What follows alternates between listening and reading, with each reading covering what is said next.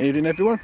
As you can see, I'm doing a sound test on the 900 street scrambler today on my Triumph. I did this with my monkey bike about a week ago.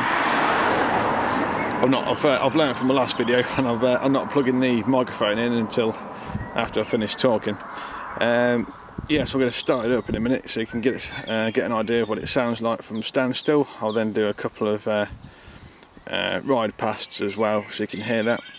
And then I'll link up my lav mic to the rear of the bike and then go for a short ride, so you'll be able to hear what it sounds like.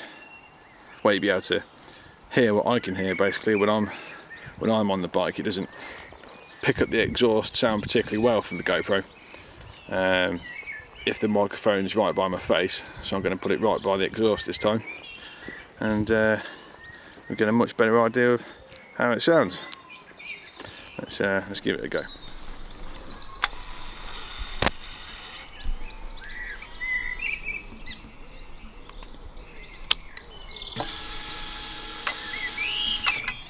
I do actually need two hands for this, so bear with me.